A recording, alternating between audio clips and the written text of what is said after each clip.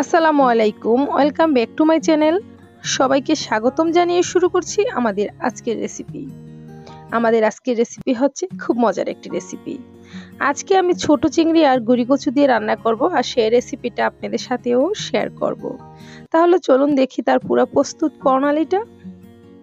আজকের রেসিপিটা করার জন্য এখানে আমি হাফ কেজি পরিমাণ গুঁড়ি কচু অথবা মুখী কচু খোসাটা ফেলে দিয়ে কেটে ধুয়ে নিয়েছি।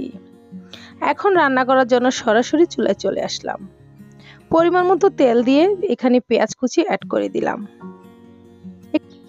একটু ভেজে নেওয়ার পর পেঁয়াজের কালারটা হালকা চেঞ্জ হয়ে গেছে। এখন এর মধ্যে অ্যাড করে দিব আমি ছোট দেশি চিংড়ি।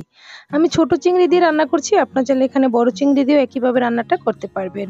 আমি পরিমাণ মতো চিংড়ি মাছ পেঁয়াজ আর তেলের মধ্যে অ্যাড করে দিলাম। আর এখন দিয়ে দিলাম আমি ধনিয়ার গুঁড়া, লাল মরিচের গুঁড়া, হলুদের গুঁড়া আর পরিমাণ মতো লবণ। অ্যাড করে দিলাম এখানে 1 টেবিল চামচের মতো আদা রসুন বাটা। আদা রসুন বাটা কিন্তু খুবই কম অ্যাড করতে হবে, কচুর মধ্যে কিন্তু আদা রসুনের পরিমাণ খুবই কম দিতে হবে। আর দিয়ে দিলাম এখানে পরিমাণ মতো পানি।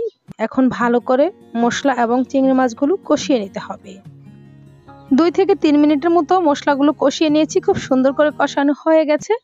এখন এর মধ্যে দিয়ে দিব কচুগুলো। কচু দিয়ে ভালো করে নেড়েচেড়ে কষিয়ে নিতে হবে। আমি কিন্তু কাঁচা কচু দিয়ে রান্নাটা করছি, আপনারা চাইলে কিন্তু এই কচুগুলো সিদ্ধ করে ছুলে তারপর রান্নাটা করতে পারবে। আমি যখনই রান্না করি আমি কিন্তু এই কচুগুলো কাঁচা অবস্থায় ছিলে নিয়ে রান্নাটা করি। কচু ভালো করে মশলার সঙ্গে মিশিয়ে নেওয়ার পর ঢাকনা রেখে কষিয়ে নিচ্ছি 5 থেকে 6 মিনিটের মতো। এই পর্যায়ে কিন্তু চুলার আঁচটা মিডিয়ামে ছিল, আর মাঝে মাঝে ঢাকনাটা উঠিয়ে কয়েকবার নেড়ে দিয়েছি। আমি আবারও হাতাটা দিয়ে ভালো করে নেড়েচেড়ে একটু মিশিয়ে নিচ্ছি। তারপর এখন অ্যাড করে দিব পরিমাণ মতো ঝোল।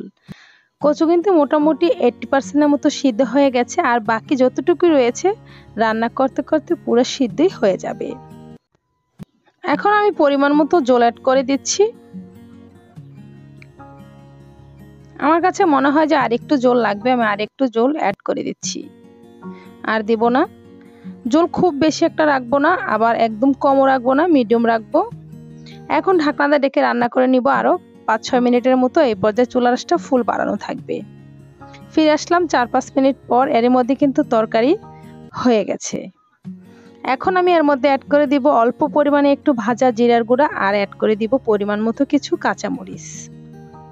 ঝালের পরিমাণটা বুঝে মরিচগুলো অ্যাড করে দিবেন। আমি আমার ঝালের পরিমাণ বুঝে মরিচগুলো অ্যাড করে দিয়েছি।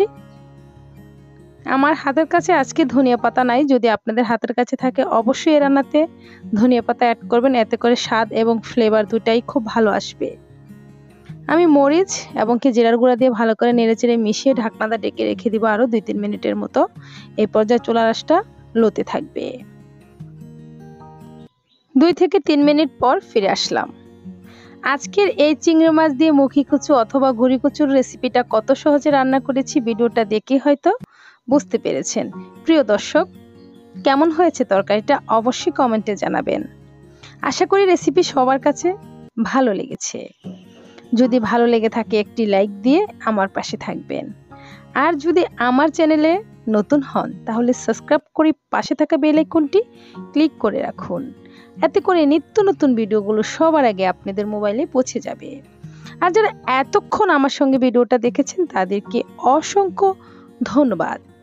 আজ এ পর্যন্তই, আবারও দেখা হবে অনলাইনে নতুন কোনো রেসিপিতে। আল্লাহ হাফেজ।